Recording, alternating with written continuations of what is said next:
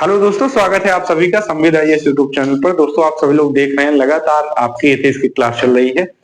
आज हम लोग कुछ महत्वपूर्ण टॉपिक के ऊपर चर्चा करने की कोशिश करेंगे और आप सभी लोग देखेंगे कि ये महत्वपूर्ण टॉपिक ऐसे भी हैं जो सामान्य प्रचलन में हम लोग इन शब्दों का इस्तेमाल तो करते हैं, लेकिन इनका मतलब क्या होता है और ये शब्द किस तरीके से एक दूसरे से अंतर संबंधित है, इनको भी हमें समझने की कोशिश करना है। तो कभी आपसे आपसे ऐसा भी होता है कि आपसे एग्जामिनेशन में पूछा गया, आपको लगता है कि ये तो हमें आता है, लेकिन आप जब उसके बारे में लिखने बैठते हैं तब फिर आपका पेन रुक जाता है। तो ऐसे कंडीशन में हम आज उन शब्दों को समझेंगे, इनका अर्थ क्या है ये भी हम लोग समझेंगे, किस तरीके से तुलना जो है एक दूसरे से करके ये भी समझेंगे। जैसे कुछ आप देखेंगे नैतिकता और कानून में कई बार पूछा जाता है, भाई नैतिकता और कानून के मध्य में हमें अगर तुलना करना हो तो हम लोग कैसे डिसाइड करेंगे और किस तरीके से दोनों संबंधित हैं, किस तरीके से दोनों के मध्य अंतर है और किस तरीके से दोनों के मध्य जो है समानताएं हैं, किस तरीके से दोनों के मध्य संबंध क्रिएट होता है। तो यहाँ पर जो पहला टॉपिक हमारा है आज एथिक्स के अंतर्गत, तो आप देखेंगे नैतिकता, नैतिकता और कानून। ठीक है, और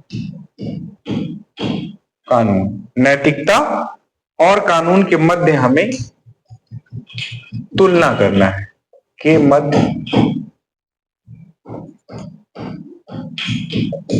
तुलना। ठीक है, अब देखिए किसी भी चीज में कोई भी शब्द है या कोई भी मीनिंगफुल शब्द है, उसके मध्य अगर तुलना करना हो तो तीन स्थितियां क्रिएट होती हैं। पहली स्थिति की बात करें तो हमें कुछ समानताएं दिखाई पड़ेंगी। ठीक है, दूसरी स्थिति की बात करें तो आप देखेंगे कुछ हमें भिन्नताएं नजर आएंगी।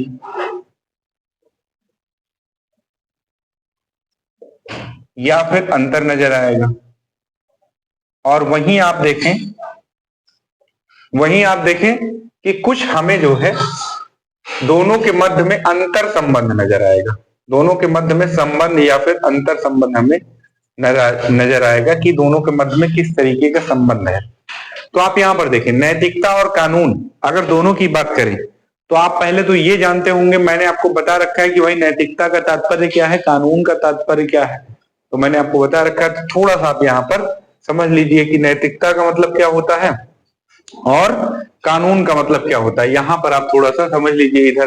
ठीक है, तो नैतिकता की बात अगर करें तो इसमें हमने आपको बताया था कि भाई ऐसा है कि ये सामाजिक एक ऐसी व्यवस्था है जिसके माध्यम से आप देखेंगे कि नैतिक आचरणों को और मूल्यों को बनाए रखने की व्यवस्था की जाती है। तो ये नैतिकता एक ऐसी सामाजिक व्यवस्था है जिसके माध्यम से समाज के लोगों के लिए नैतिक मूल्यों और आचरण के प्रतिमान जो है वो निर्धारित किए जाते हैं और इन्हीं नैतिक मूल्यों और आचरण के प्रतिमानों के माध्यम से ये कोशिश की जाती है कि लोग जो है विनियमित होते रहें, रेगुलेट होते रहें।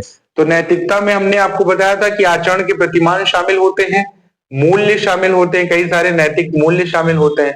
तो मूल्यों का हमें समावेश दिखाई पड़ता है। एक बार फिर से इसको थोड़ा सा रिकैप कर लेते हैं। मूल्यों का समावेश दिखाई पड़ता है, वहीं आप देखेंगे नैतिक आचरण भी इसमें शामिल होते हैं। तो नैतिक आचरण है और ये नैतिक आचरण जो है कई प्रकार के सामाजिक रूढ़ियां और सामाजिक प्रतिमा, आप देखेंगे कई प्रकार की रीतियां बनाई जाती हैं। तो सामाजिक रूढ़ियां और साथ ही साथ सामाजिक रीतियों के माध्यम से नैतिकता जो है डिसाइड की जाती है। तो ये हमने आपको बता रखा है। वही कानून की बात करें भाई कि कानून क्या होता है, तो अभी आपको हमने कल या परसों के सेशन में ही बताया था कि अगर कॉन्स्टिट्यूशन की बात करें तो कॉन्स्टिट्यूशन हमारा जो है वो एक प्रकार से हमें कानून बताता है कि किसके लिए कौन सा कानून है। ठीक है, तो ये सारी बातें कॉन्स्टिट्यूशन से पता चलती हैं। अगर पार्लियामेंट द्वारा कोई कानून बनाया गया है तो उसको लॉ बोलेंगे। ठीक है, वो भी आपका काम करता है। इसके साथ साथ में रूल्स और रेगुलेशंस भी, मान लीजिए गवर्नमेंट ने कोई रूल्स बना दिया है, कोई रेगुलेशंस जो है सुप्रीम कोर्ट ने जारी किया है। ठीक है, तो ऐसे कंडीशन में उसको भी हम लोग लॉ के अंतर्गत या कानून के अंतर्गत रखेंगे। तो जो संसद द्वारा कोई कानून पास होता है तो उसको भी लॉ में रखेंगे, कोई रेगुलेशन है उसको भी लॉ के अंतर्गत रखेंगे, कोई रूल्स बनाया गया गवर्नमेंट द्वारा वो भी लॉ के अंतर्गत। कॉन्स्टिट्यूशन हमारा खुद ही एक क्या है, हमारा जो है कानूनी दस्तावेज है जिसके माध्यम से हम लोग क्या होते हैं, रेगुलेट होते हैं, हम भी होते हैं, सरकार भी होती है, पूरी हमारे यहाँ की भारतीय सामाजिक व्यवस्था रेगुलेट होती है संविधान के माध्यम से। तो इतनी बातें हमें समझ में आ गई कि भाई मूल्य क्या और नैतिकता क्या है और इसके साथ कानून क्या है। यहाँ पर देखिए, अब हमने अभी आपसे पूछा है कि नैतिकता और कानून के मध्य में तुलना आपको करना है, तो हमने 3 पॉइंट बताए हैं। अब जैसे आगे अभी हम लोग देखेंगे कि पाप और भूल में क्या अंतर है, ठीक है, तुलना करना है। पाप और भूल के बाद में हम लोग देखेंगे कि पाप और अपराध में जो हमें क्या अंतर दिखाई पड़ता है, क्या संबंध है। तो इसी तरीके से तीनों आधारों पर हम लोग उसको समझने की कोशिश करेंगे। यहाँ पर देखिए, एक एक अगर बात हम लोग समझे तो यहाँ पर हमें समानताएं क्या दिखाई पड़ती हैं। आप विशेष तौर पर इसको थोड़ा सा गौर करेंगे तो मुझे लगता है आपको इसका अंतर समझ में आ पाएगा कि आप लोग इसको भी सॉल्व कर पाएंगे कि इसमें समानताएं क्या दिखाई पड़ती हैं। अगर समानताओं की चर्चा करें तो समानताओं में आप देखेंगे कि दोनों जो है हमें सामाजिक व्यवस्था बनाए रखने के लिए दिखाई पड़ते हैं। अगर आप देखें कानून प्रमुख तौर पर क्यों बनाया जाता है, तो आप देखेंगे सोशल ऑर्डर, पब्लिक ऑर्डर को सही तरीके से रखा जाए ताकि सामाजिक जो व्यवस्था है वो सुचारू रूप से चलती रहे। और आप देखेंगे कि नैतिकता या नैतिक व्यवस्था समाज में सामाजिक मानदंडों, सामाजिक प्रतिमानों के माध्यम से क्यों बनाई जाती है, तो उसका तात्पर्य ये है, उसका मतलब ही ये होता है कि आप जो है आपकी सामाजिक व्यवस्था, किसी भी समाज में नैतिकता का प्रतिमान गढ़ा गया तो सामाजिक व्यवस्था वहां की बनी रहे। तो दोनों में समानताएं क्या है, सामाजिक व्यवस्था बनाने के लिए आप देखेंगे दोनों तत्पर रहते हैं। सामाजिक व्यवस्था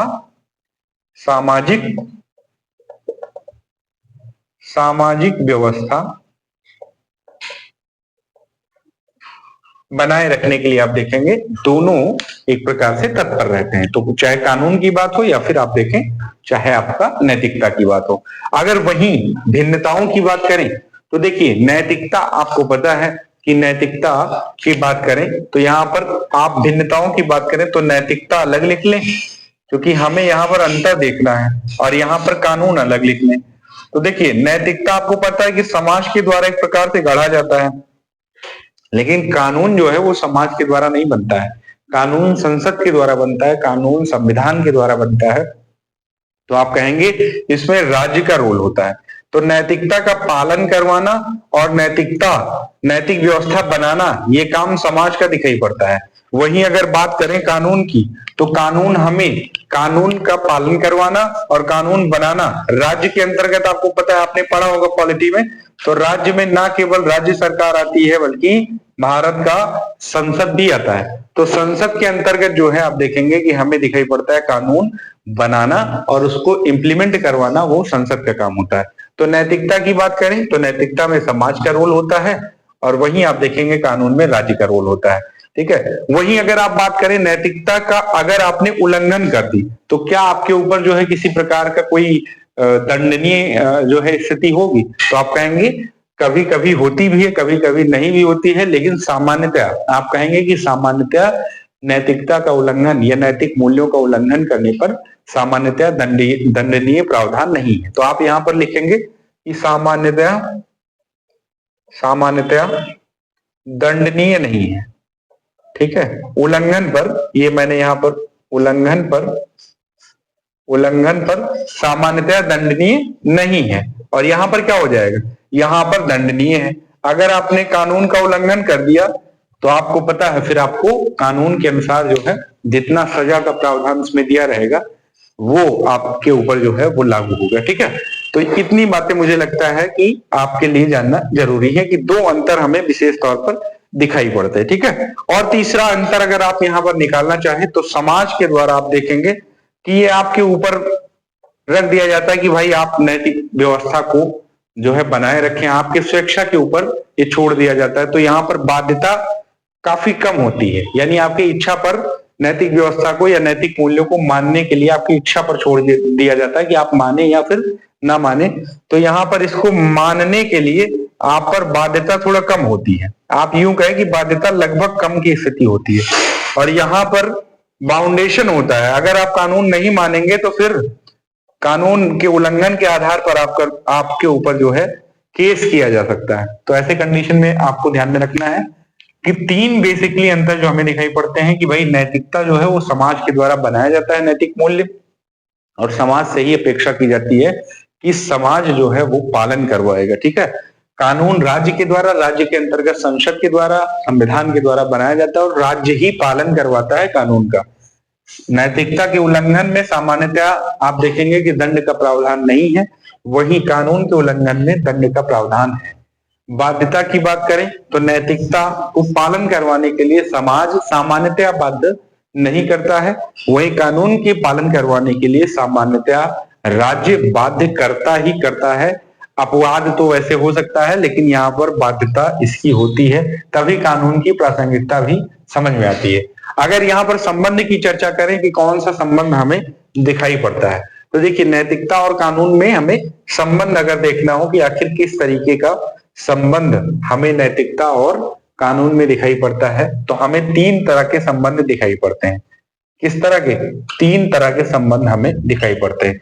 पहला संबंध तो ये होगा कि भाई इसको थोड़ा सा मिटा देते हैं। ठीक है, आपने नोट कर लिया होगा, नहीं नोट किए होंगे तो एक बार नोट कर लीजिएगा, स्क्रीनशॉट ले लीजिएगा। ठीक है, चलिए यहां पर संबंध की चर्चा करें कि किस तरीके से संबंध हमें बताना है कि भाई नैतिकता और कानून में संबंध किस तरीके से हमें दिखाई पड़ता है। तो आप यहां पर पहला संबंध देखें तो आपको दिखाई पड़ेगा कि तीन तरह की स्थितियां उत्पन्न हो सकती हैं। तीन तरह की कौन कौन सी स्थितियां हैं भाई? पहली जो स्थिति है कि कोई भी वर्ग गैर कानूनी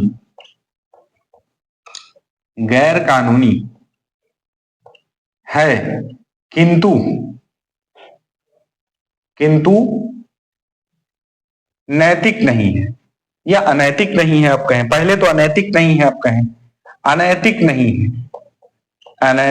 नहीं है। आपको कुछ ऐसे पॉइंट दिखाई पड़ रहे हैं। दूसरा आप देखें, दूसरा क्या संबंध हो सकता है कि कोई भी कार्य अनैतिक है किंतु गैर कानूनी नहीं है। अनैतिक है, दूसरा संबंध आप यहां पर देखें तो कोई भी कार्य अनैतिक है परंतु गैर कानूनी नहीं है। ठीक है, गैर कानूनी नहीं है। गैर कानूनी मतलब क्या हुआ? जो लीगल ना हो। ठीक है, जिसको नॉन लीगल बोलते हैं, यानी एक प्रकार से अपराध की श्रेणी में इसको गिना जाएगा।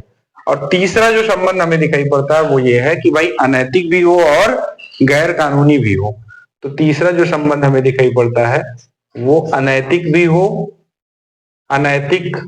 भी हो और साथ ही साथ प्लस गैर कानूनी भी हो। तो आप कोई एग्जाम्पल अगर आपके दिमाग में आ रहा हो तो आप बताइएगा कि कौन सा एग्जाम्पल आ रहा है। यहां पर देखिए कुछ एग्जाम्पल आप यहां पर गैर कानूनी की बात कर रहे हैं। गैर कानूनी तो है किंतु अनैतिक नहीं है। मुझे एक चीज बताइए, जैसे आप दहेज लेने की बात करें तो समाज में सामान्यतः दहेज का प्रचलन चल ही रहा है। दहेज लेना अब तो जो है एक प्रकार से गैर कानूनी बता दिया गया, लेकिन समाज में अभी भी चल रहा है। ठीक है, लोग ले रहे हैं। अभी तो आप देखिए हमारे उत्तर भारत के लोग दहेज में डूबे हुए हैं। ठीक है, तो आप कहेंगे कि दहेज लेना कानूनन एक प्रकार से अपराध जो है गैर कानूनी बताया गया है, लेकिन दहेज लेना अपराध बताया गया है, लेकिन आप अभी इसे अनैतिक, समाज ने इसे अभी अनैतिक नहीं स्वीकार किया है। तो आप यहाँ पर बोलेंगे कि भाई दहेज लेना समाज अगर जिस दिन इसको अनैतिक घोषित कर दे तो फिर दहेज लेना पूरी तरीके से बंद हो जाए। इसीलिए कहा जाता है कि समाज जब नैतिक व्यवस्था को मानने लगता है तो कानून भी बेहतर तरीके से प्रभावशाली होता है। अब समाज ही नहीं मान रहा है तो फिर कानून कितना भी आप बना दीजिए, फिर वो पूरी तरीके से उसका क्रियान्वयन नहीं हो पाएगा। एक और है, आप यहां पर देखिए हेलमेट पहनना। ठीक है, हेलमेट पहनना, आप हेलमेट नहीं पहनते हैं तो गैर कानूनी है। भाई आप बाइक चला रहे हैं और आप हेलमेट नहीं पहन रहे हैं तो गैर कानूनी है। लेकिन आप याद रखिए ये अनैतिक नहीं है। समाज ने इसको कभी अनैतिक घोषित ही नहीं किया। समाज के लोग अगर ये बात मान लें कि हेलमेट ना पहनने से जो ड्राइवर है उसी को दिक्कत हो रही, फिर ऐसे कंडीशन में कोई जो है इस व्यवस्था का उल्लंघन ही ना करे। तो दो पॉइंट आप देखेंगे कि हमें दिखाई पड़ता है कि भाई जो हमें हेलमेट पहनना अगर हम हेलमेट नहीं पहनते हैं तो हमें ये व्यवस्था जो है एक प्रकार से गैर कानूनी लगती है, लेकिन अनैतिक नहीं लगता, क्योंकि समाज ने इसको अनैतिक घोषित नहीं किया है। वहीं एक पॉइंट की और बात करें कि कर की चोरी, यहां पर तीसरा पॉइंट अगर देखें कि कर की चोरी, टैक्स इवेजन, ठीक है, कर की चोरी, ये एक प्रकार से आप देखेंगे कि गैर कानूनी है। कई सारे ऐसे लोग हैं जिन्होंने कर की चोरी कर रखी है और समाज के लोग उनको जो है बढ़िया से, अगर रसूख वाले लोग हैं और अपना समृद्धि और कई प्रकार की गाड़ी बंगला सब बना लिया तो समाज के लोगों ने उनको बहुत अच्छा माना है। तो कर की चोरी जो है आप देखेंगे कि प्रकार से गैर कानूनी है किंतु अनैतिक नहीं है। अभी वर्तमान में यही अवधारणा चल रही है, ठीक है। अनैतिक है परंतु गैर कानूनी नहीं है, अनैतिक है परंतु आप देखेंगे गैर कानूनी नहीं है, ठीक है। तो यहां पर आपको कुछ ऐसे पॉइंट हैं जो आपको देना है, जैसे मान लीजिए अंतरजातीय विवाह, ठीक है, अंतरजातीय विवाह। अब यहां पर देखिए समाज ने इसकी स्वीकार्यता नहीं दी है, समाज ने इसको अनैतिक घोषित कर दिया है, लेकिन क्या ये गैर कानूनी है? सरकार तो आप देखिए, सरकार जो है प्रमुख तौर पर चाहती है कि एक प्रकार से अंतरजातीय विवाह हो, इसके लिए सरकार प्रमोट भी करती है। उत्तर प्रदेश सरकार ने इसके लिए पैसा देने का भी प्रावधान कर रखा है, अन्य राज्य सरकारों ने भी जो है पैसा देने का प्रावधान रखा है कि आप अंतरजातीय विवाह खूब धूमधाम से करिए, कोई दिक्कत नहीं है। अंतर धार्मिक विवाह की बात करें कि आप जो है कोई हिंदू है और वो मुस्लिम में शादी करना चाह रहा है, ठीक है, तो अंतर धार्मिक विवाह आप देखेंगे समाज के स्तर पर नैतिकता नहीं, यानी अनैतिक है, नैतिक विरुद्ध है। समाज तो इसको अनैतिक मानता है, लेकिन आप कानून की निगाह में देखेंगे तो ये हमेशा जो है कानूनी नजर आएगा, इसमें कोई गैर कानूनी वाली बात दिखाई नहीं पड़ता। एक दो एग्जाम्पल और, जैसे आप माँ बाप का सम्मान, माँ बाप का सम्मान करना, ठीक है, सम्मान अगर आप नहीं कर रहे हैं तो आप क्या होंगे? अनैतिक होंगे। समाज ने इसको नैतिक मान रखा है कि आपको माँ बाप का सम्मान करना ही चाहिए। अगर नहीं कर रहे हैं तो अनैतिक होंगे, अगर आप जो है कर रहे हैं तो नैतिक है, लेकिन ये किसी भी तरीके से गैर कानूनी नहीं है। तो 3-4 पॉइंट जो भी आपको याद आए कि जो टीचर का अपमान, मान लीजिए मैं आपको पढ़ा रहा हूँ, ठीक है, आपने गंदे गंदे कमेंट डाल दिया, तो फिर ऐसे कंडीशन में क्या होगा? ऐसे कंडीशन में टीचर का अपमान करना हमारे समाज में, हमारी जो सामाजिक व्यवस्था है वो क्या है? वो एक प्रकार से उसको नैतिक मानता है। टीचर का सम्मान करना, अपमान करना नैतिक मानता है। तो यहाँ पर आप लिख सकते हैं कि टीचर का जो है अपमान करना वो अनैतिक है, परंतु गैर कानूनी नहीं। कानून में कोई ऐसा प्रावधान नहीं किया गया है। देखिए, कानून में वही बातें लिखी जाती हैं जो आवश्यक होती हैं समाज के द्वारा मनवाना, ठीक है। कानून में कुछ बातें नहीं दी जाती हैं, क्योंकि कानून के जो नीति निर्माता हैं, जो कानून बनाने वाले लोग हैं, वो भी इस बात की अपेक्षा करते हैं कि समाज भी कुछ नियम बनाएगा, और कुछ नियम व्यक्ति विशेष पर भी छोड़े जाते हैं कि आपके अंदर इतनी चेतना, इतनी चेतन शक्ति आपकी प्रबल होनी चाहिए कि आप कुछ नैतिक विधानों को माने, और नैतिक विधानों को मानने के क्रम में आप जो है नैतिक व्यवस्था को बनाए रखें। कुछ ऐसी व्यवस्था कानून के नीति निर्माता और कानून निर्माता लोगों ने समाज के ऊपर भी छोड़ रखी है, और समाज नैतिक प्रतिमानों के माध्यम से कोशिश करता है कि भाई लोग जो है इनको माने। अब यहाँ पर देखिए, अनैतिक भी है और गैर कानूनी भी है। जैसे आपने हत्या कर दिया, अब हत्या में आप मानव की भी हत्या ले लीजिए, और मानव के साथ साथ में जो जीव हत्या, बड़े जीव हत्या, ठीक है, बड़े जीवों की हत्या। सलमान खान भाई साहब इसी चक्कर में फंसे हुए हैं, ठीक है। अभी उन्होंने हिरन की हत्या की थी, उसी के चक्कर में आप देखेंगे कि अभी जो है उनके ऊपर केस भी चल रहा है, ठीक है। तो बड़े जीवों की हत्या या फिर मानव की हत्या कर दी, तो ये आप देखेंगे अनैतिक भी है, ये अनैतिक भी है, और इसके साथ साथ में आप देखेंगे गैर कानूनी भी है, गैर कानूनी भी है, ठीक है। तो अनैतिक भी है और गैर कानूनी भी है। और 2-3, जैसे आप बलात्कार यहां पर ले सकते हैं, हत्या हो गया, बलात्कार भी आप देखेंगे अनैतिक भी है, बलात्कार, ठीक है। जबरन किसी के साथ आप संबंध स्थापित करते हैं बगैर उसकी इच्छा की, तो ये अनैतिक भी है और जो है गैर कानूनी भी है, ठीक है। तो ये हो गया, बलात्कार हो गया। अपहरण, आपने किसी को एक प्रकार से क्या कर लिया? आपने किसी को एक प्रकार से होस्टेज बना लिया, कब्जे में कर लिया, अपहरण कर लिया। तो ऐसे कंडीशन में ये भी आप देखेंगे कि नैतिक व्यवस्था के अनुरूप नहीं है, और साथ ही साथ गैर कानूनी भी है। तो इतनी बातें अगर आपसे पूछी जाए कि भाई ये बताइए कि नैतिकता और कानून के मध्य तुलना आपको करना है, तो आप समानताएं बता दीजिए कि सामाजिक व्यवस्था बनाने के लिए समानता एक दो और आप इंक्लूड कर सकते हैं। कुछ आप जो है अंतर बताइए कि जो है आप बताइए कि भाई जो हमारे यहाँ नैतिकता है वो समाज के द्वारा उसको बनाया जाता है और पालन करवाने की भी जिम्मेदारी समाज की ली जाती है, ठीक है। और वहीं कानून की बात की जाए तो कानून राज्य के द्वारा बनाया जाता है, राज्य यानी संसद के द्वारा बनाया जाता है। और वहीं इसके साथ साथ जो है ये अपेक्षा भी की जाती है कि राज्य जो है इसको पालन करवाए, ठीक है। तो इस तरीके के पॉइंट अगर आपसे पूछे जाए तो आप इनको बताइएगा।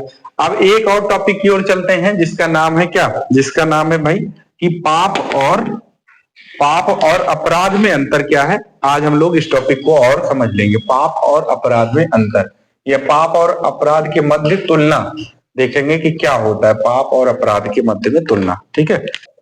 अपराध, पहले तो ये समझ लीजिए कि पाप और अपराध होता क्या है, ठीक है। पाप और अपराध होता क्या है ये समझ लीजिए। तो पाप का मतलब क्या होता है कि आपने अपनी चेतन अवस्था में रहकर अगर आपने कोई नैतिक व्यवस्था के इतर कोई काम किया है तो उसको पाप कहते हैं। तो पाप का मतलब क्या होता है कि आप चेतन अवस्था में हैं, लो ऐसा नहीं कि आप शराब के नशे में हैं और आपने वो कर दिया, तो वो तो अलग बात हो गया कि आप नशे में हैं। लेकिन पाप का सामान्यतः जो अर्थ माना जाता है वो ये है कि आप चेतन अवस्था में होते हुए नैतिक नियमों के विरुद्ध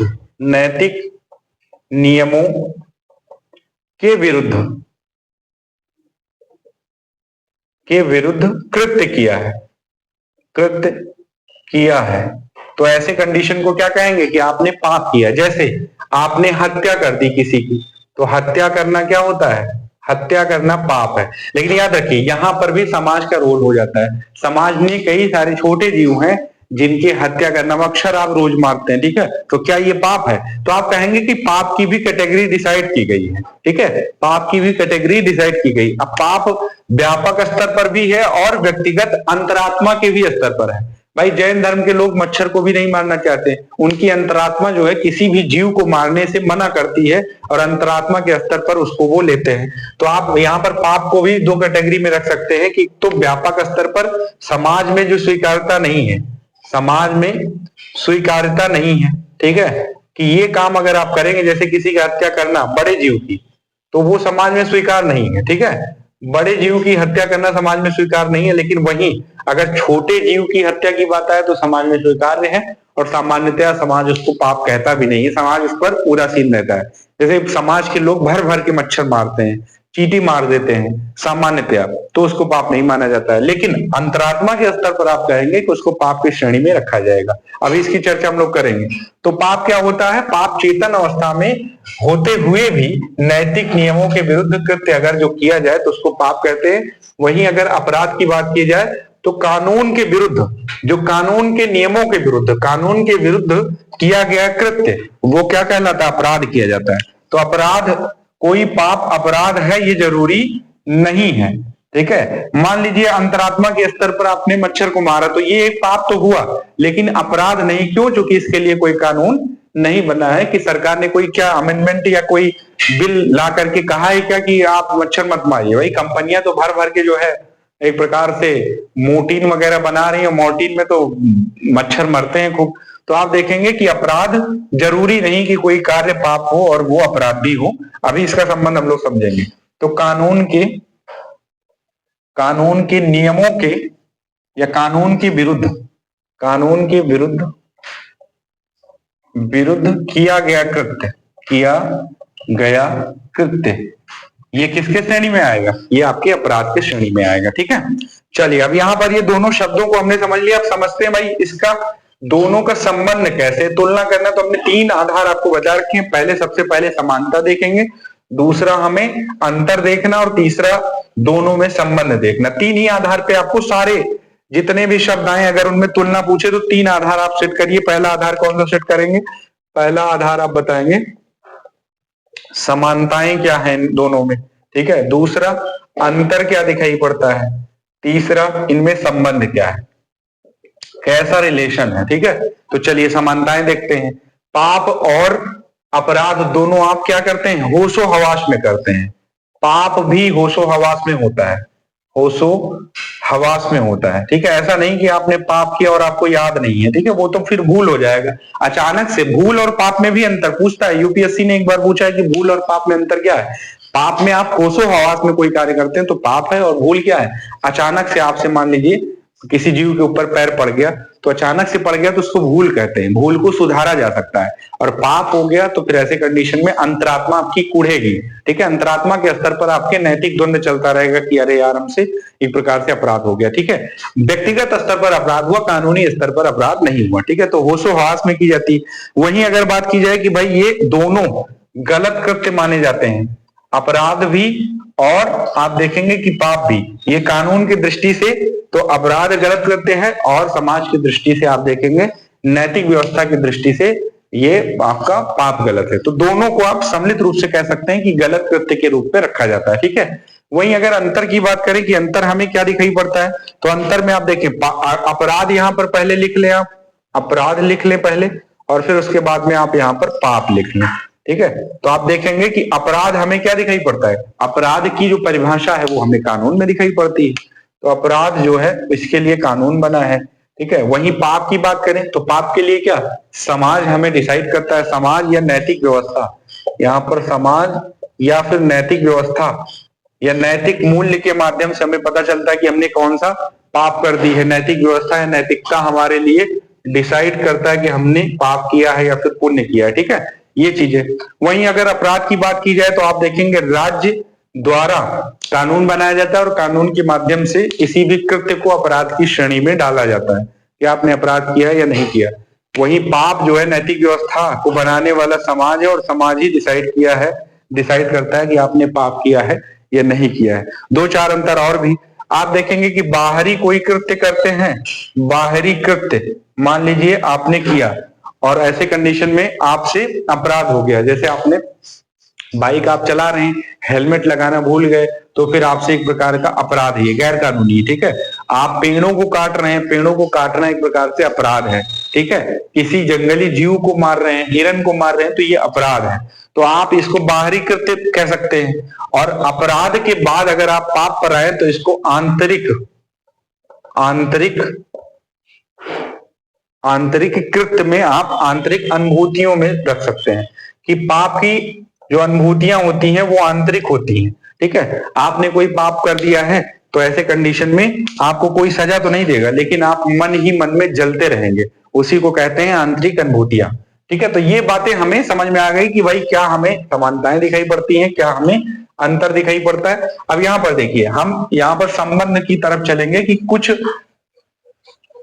कुछ ऐसे कृत्य होंगे जहां पर आप देखेंगे कि हमें दिखाई पड़ेगा कि भाई पाप है किंतु अपराध नहीं है, और कुछ ऐसे कृत्य होंगे जहां पर अपराध है किंतु पाप नहीं है, कुछ ऐसे कृत्य होंगे जहां पर पाप है अपराध भी है। ठीक है, तो इसका अगर संबंध हम लोग देखें तो तीन तरह का संबंध, अगर इसको मैथमेटिक की भाषा में बनाएं तो यहाँ पर हमें तीन संबंध दिखाई पड़ते हैं। ठीक है, तो पहला आप देखेंगे, ये मान लीजिए हमने अपराध लिख दिया। ठीक है, ये हमने अपराध लिख दिया, और ये जो संबंध है हमें बीच वाला वो दिखाई पड़ता है पाप प्लस अपराध, पाप प्लस अपराध। ठीक है, ये दोनों, और ये वाला जो संबंध दिखाई पड़ता है ये हमें ये ग्राफ दिखाई पड़ता है, ये पाप का है। तो कुछ कृत्य ऐसे बताइए जो अपराध है किंतु पाप नहीं है। यहाँ पर अपराध है किंतु पाप नहीं है का मैप बनेगा, बताइए। तो यहाँ पर देखिए अपराध है किंतु पाप नहीं है। हेलमेट पहनना, जैसे अभी हमने आपको बताई है कि आप हेलमेट नहीं पहन रहे तो इसमें कौन सा आपने पाप कर दिया, हेलमेट नहीं पहनना। ठीक है, इसमें कोई पाप तो आपने किया नहीं। जैसे दहेज लेना, अब एक चीज बताइए, आपने दहेज ले लिया, ठीक है, दहेज ले लिया आपने, खूब भर भर के ले लिया। ठीक है, सिलेक्शन के बाद दहेज मत लीजिएगा, दहेज ले लिया आपने।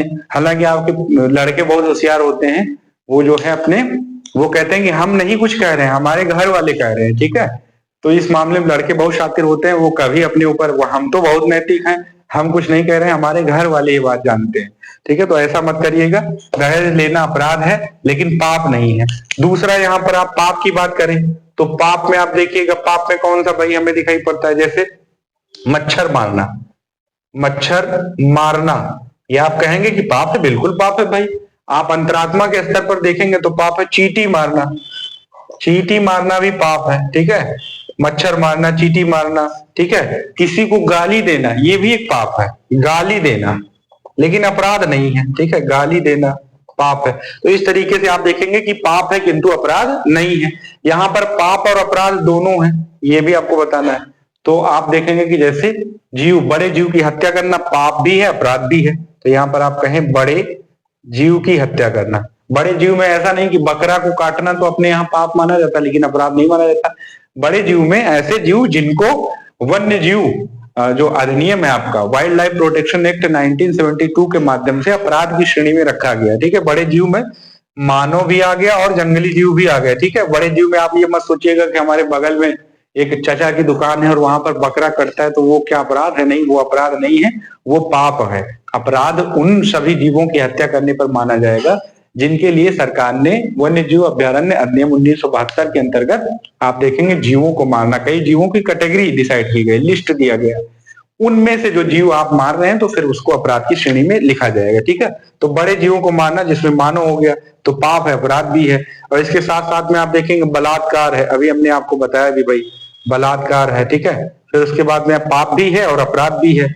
और फिर यौन शोषण है, यौन शोषण बलात्कार के ही अंतर्गत आ जाएगा। इस तरीके से दो चार एग्जाम्पल जो आपको समझ में आए वो आप लिख सकते हैं। तो आपने अभी देखा कि पाप और अपराध में किस तरीके से। एक और पॉइंट अगर आप देखना चाहें तो यहाँ पर देख सकते हैं कि पाप और भूल में क्या अंतर है। थोड़ा सा जल्दी से इसको समझ लेते हैं, पाप और भूल में क्या अंतर है, उसके बाद में सेशन को एंड करते हैं, ठीक है। चलिए यहाँ पर देखिए भाई पाप और भूल में क्या अंतर है। पाप और भूल में क्या अंतर दिखाई पड़ता है, ठीक है। यहाँ पर अपराध की जगह भूल लिख देते हैं, ठीक है।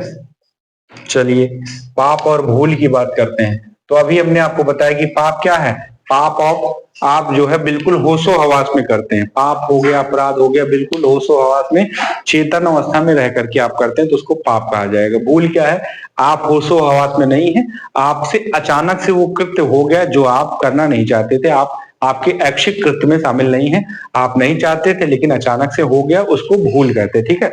तो समानताओं की बात करें तो दोनों आप देखेंगे कि भूल और पाप में जो समानता दिखाई पड़ती वो दोनों गलत कृत्य की दिखाई पड़ती, कि दोनों गलत कृत्य हैं, दोनों गलत कृत्य हैं। अंतर की बात करें तो पाप आप देखेंगे कि होशो हवास में करते हैं आप, होशो हवास में, ठीक है। और वहीं भूल की बात करें तो भूल आप कैसे करते हैं, भूल आप देखेंगे भूल करते हैं अचानक से, अचानक से गलती हो जाए, ठीक है, अचानक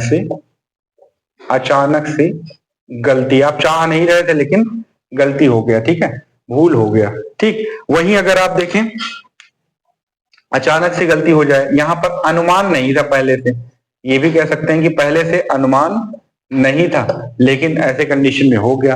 पाप की बात करें तो और कौन सा अंतर इसमें दिखाई पड़ता है भाई, और कुछ अंतर आपको दिखाई पड़ता है। पाप की बात करें तो और कौन सा अंतर दिखाई पड़ता है। अच्छा भूल आप देखेंगे कि एक भूल और लापरवाही की जब बात की जाए कि भूल और लापरवाही में क्या अंतर है तो आप कहेंगे कि लापरवाही एक मना स्थिति है। लापरवाही क्या है, एक मना स्थिति है। और वही भूल की बात करें तो भूल जो है एक अचानक से की गई गलती है। तो लापरवाही, कुछ ऐसे व्यक्ति होते हैं जिनसे भूल तो हो जाती है और कुछ ऐसे व्यक्ति होते हैं जिनकी मना स्थिति ही बन गई है, अगर उनसे कहा जाए कि ये काम अभी करिए तो फिर वो क्या करेंगे, अरे अभी कर लेंगे, ठीक है, 9 बज रहे हैं, अभी 10 मिनट बाद कर लेंगे। तो ये एक लापरवाही है। तो भूल और लापरवाही दोनों में अंतर है। भूल अचानक की गई गलती है, लापरवाही एक मन स्थिति बन जाती है, आपके व्यवहार में शामिल हो जाता है। तो यहाँ पर ये दो विशेष तौर पर अंतर दिखाई पड़ते हैं। संबंध की बात करें तो संबंध आप इसका कौन सा क्रिएट करेंगे भाई, गलती, कुछ पॉइंट आपके ऐसे होंगे जिनको गलती में रखेंगे, कुछ पाप में रखेंगे, कुछ पॉइंट आप देखेंगे गलती और पाप दोनों में रखेंगे, और कुछ पॉइंट आपके ऐसे होंगे जो पाप तो है, ठीक है, पाप के अंदर ही आपकी गलती भी है। तो यहाँ पर इतने आप संबंध दिखा सकते हैं। तो ये आपका गलती का हो गया, ठीक है, ये आपका गलती का हो गया, ये आपका पाप का हो गया, ये आपका गलती हो गया और ये आपका पाप हो गया। और यहाँ पर गलती पाप दोनों है, गलती प्लस पाप दोनों है। और यहाँ पर ये है बड़ा वाला पाप है और छोटा वाला गलती है, ठीक है, छोटा वाला गलती है। तो जो एग्जाम्पल आपको जहां फिट हो वहां पर आप इसको रख दीजिएगा। जैसे आपने गलती और पाप अलग अलग रख दिया, जैसे आप पानी पी रहे थे और आपकी पत्नी ला करके आपको पानी दे करके गई और आप अचानक से इतने मग्न थे जो है गाना सुनने में, पवन सिंह का गाना सुनने में, या आप अचानक से आपका हाथ लग गया गिलास के ऊपर और आपका गान जो है गिलास आपका गिर गया, तो ऐसे कंडीशन में आपसे गलती हुई है लेकिन कोई पाप नहीं हुआ है। इसमें ऐसा नहीं है कि गिलास गिर गया, पानी गिर गया तो कोई पाप हो गया, ठीक।